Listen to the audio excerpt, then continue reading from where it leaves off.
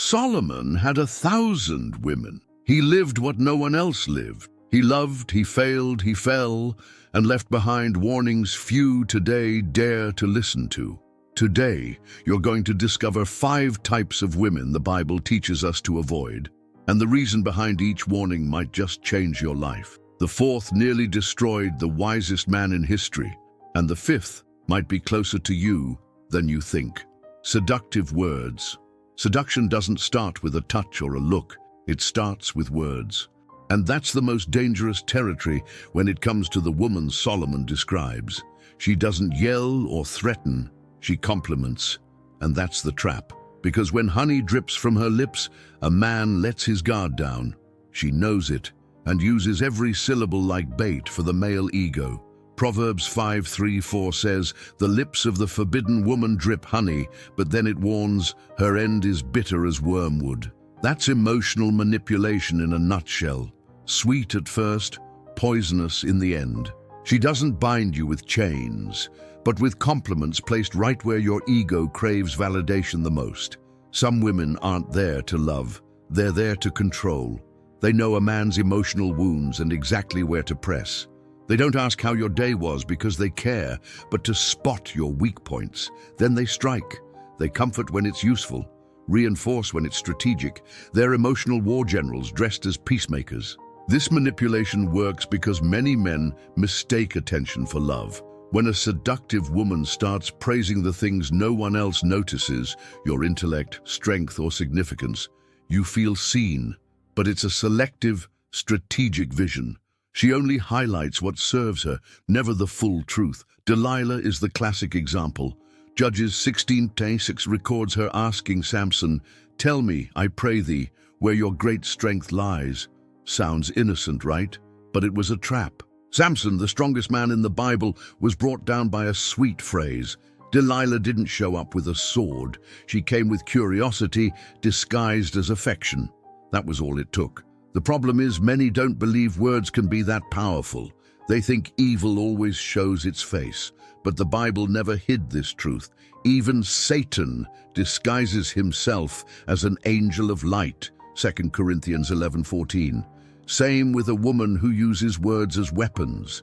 She doesn't attack, she entangles. Doesn't hurt, she seduces.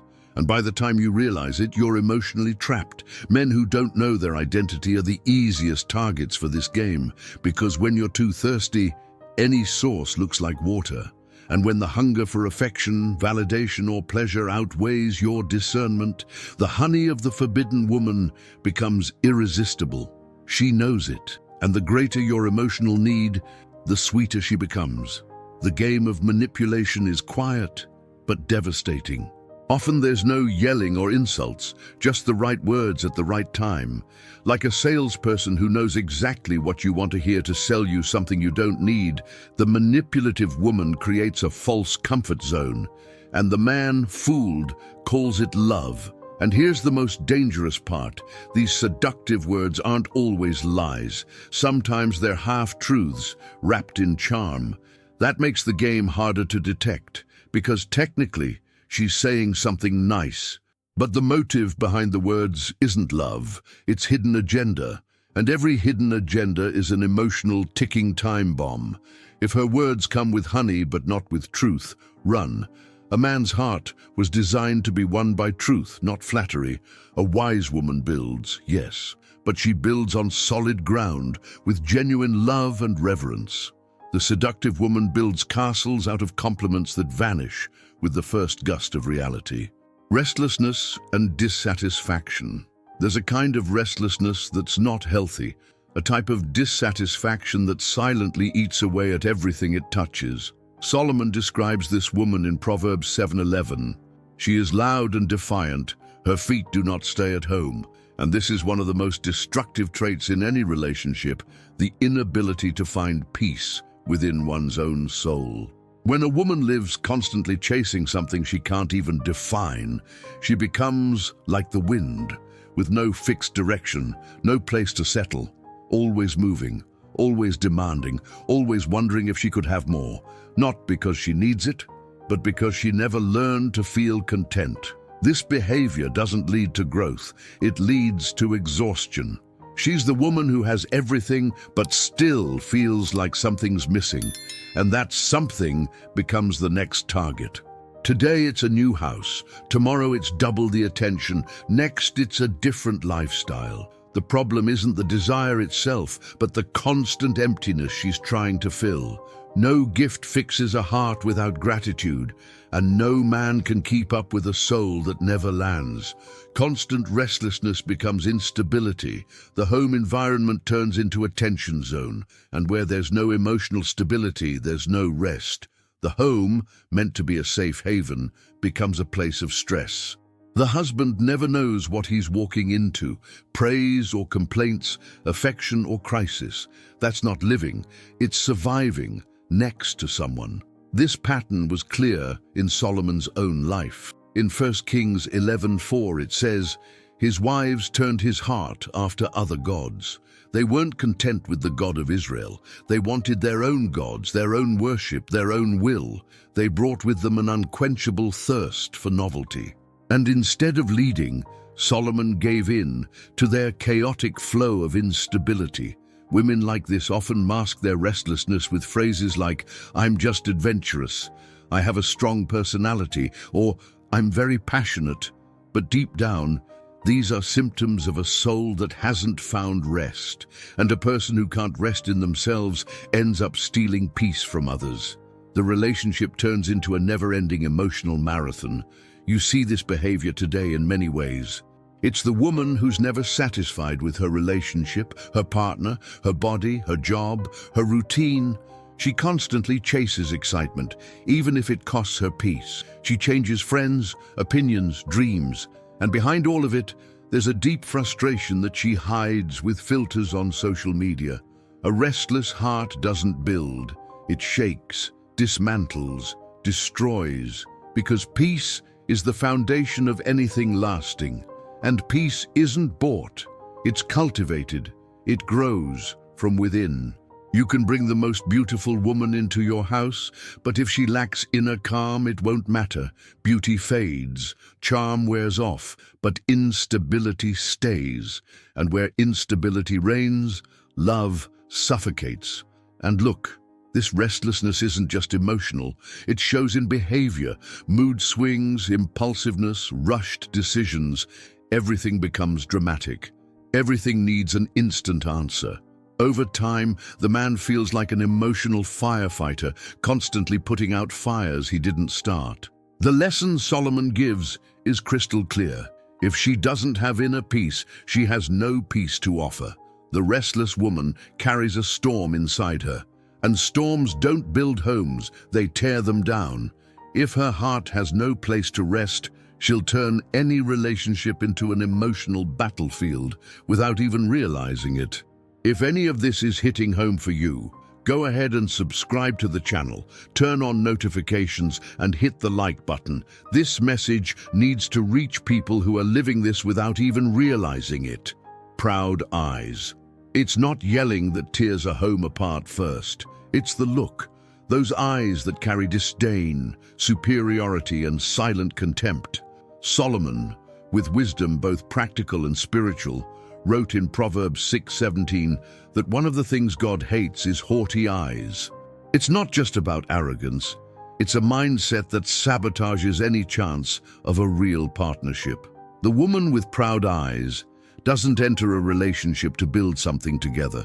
She comes in to control, dominate, or prove some internal point that even she might not fully understand. She doesn't see the man as a partner. She sees him as a stepping stone. And if he doesn't lift her up the way she expects, he becomes disposable. To her, compromise equals weakness.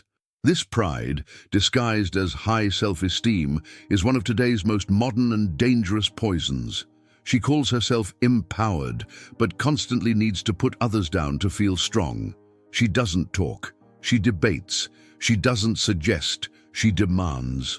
And when confronted, she plays the victim, takes offense, or twists everything to make it seem like she's the one being attacked. In 1 Kings 3:1, we read that Solomon married Pharaoh's daughter, a political move, but spiritually risky. This Egyptian woman didn't share the faith of Israel. More than that, she brought in her own customs, idols, and a prideful attitude that didn't bow to Solomon's wisdom. She didn't come to contribute, she came to reshape everything in her image. A woman with haughty eyes is never willing to learn. She knows it all, and what she doesn't know, she fakes with confidence. She never admits she's wrong. She was just misunderstood. She doesn't argue. She speaks her truth. This constant posture of superiority wears people down. A healthy relationship needs mutual humility. Without it, even the good times become ego wars. Pride has the quiet power to snuff out the light in a home. It blocks forgiveness, listening, and second chances. A proud woman doesn't admit she went too far. She won't back down. Her apologies are cold or carefully calculated, and what starts as a crack turns into a canyon, and then an abyss. Often, this woman is admired outside her home. She's poised, articulate, seemingly confident, but inside the home she's hard to live with. Everything turns into a competition. She needs to be right, needs to prove a point, needs to show she knows more. And that constant need for validation kills harmony. There's no room for vulnerability, only for rivalry. Pride can even hide behind seemingly good behavior. The haughty woman may appear helpful, caring, involved, but only if she gets credit. She doesn't act out of love. She acts for recognition. And when she doesn't get the applause she wants, she turns bitter, complains, nags, drops passive-aggressive comments. The house becomes a stage and the marriage a performance. This kind of pride might come from past trauma, how she was raised, or experiences that taught her to overcompensate. But no matter where it came from, it needs to be dealt with. Because where pride rules, love withers. And where there's no genuine love, all that's left is cold, formal relationships held together by image or obligation. That's not a shared life, that's emotional survival. Behind proud eyes is a soul still trying to prove something. A heart that doesn't understand that a woman's true worth isn't in exalting herself, but in being strong without crushing others, shining without overshadowing, leading without overpowering. And that kind of wisdom, ironically, is what makes a woman truly admirable. Contentious spirit. There's something deeply exhausting about living with someone who turns every conversation into a battlefield. Solomon didn't sugarcoat his words in Proverbs 21:9. Better to live on a corner of the roof than share a house with a quarrelsome wife. He understood that peace isn't about the size of your house. It's about the atmosphere inside it. A contentious spirit needs to have the last word, even if it costs peace. It's a restlessness that doesn't calm down through dialogue. It doesn't want understanding. It wants to win. Disagreements turn into battles. Simple misunderstandings become emotional wars. Everything becomes a matter of pride when it could have been just a minor miscommunication. This woman isn't looking for connection. She's looking for control. She feels invisible unless she's dominating the conversation. And because of that, she lashes out with sarcasm, accusations, and cutting remarks. Often, she's not even aware of how difficult she is to talk to. For her, every opposing opinion feels like a personal attack. Every correction is an insult. Every attempt to get closer becomes another opportunity to criticize. Solomon describes this kind of person as someone who lights fires where there was calm. Proverbs 26:21 says, "As charcoal to embers and as wood to fire, so is a quarrelsome person for kindling strife." Swap the gender. The effect is the same. A combustible heart needs only a spark to explode. When this woman feels challenged, her reaction is always out of proportion. And let's be clear, being contentious isn't just about yelling. It shows up in passive-aggressive silence, endless sarcasm, subtle jabs. Sometimes the house is quiet, but the tension is unbearable. The man walks in and instantly feels the air change, like he's walking into a debt he didn't know he had, like he always has to be on guard. That's not home. That's a minefield. This woman speaks with weapons. Her words carry emotional ammo. She remembers what was said years ago, reopens old wounds, turns every mistake into a trial. It's like she's keeping an arsenal of grievances and knows exactly when to use each one to hurt. And that's exactly what she does. She hurts. Because somewhere along the way, she learned to survive by wounding first. The inevitable result? The man pulls away. He starts avoiding conversations, stops sharing how he feels, hides problems. Not out of cruelty, out of self-preservation. Because anything he says can and will be used against him. The communication dies, and with it, intimacy. There's no more sharing, only endurance. And once a relationship becomes about endurance, love starts to fade. This behavior often stems from past trauma, toxic family patterns, or experiences that taught her she had to fight to be heard. But if it's not healed, it becomes a prison. The home stops being a refuge and becomes a battleground.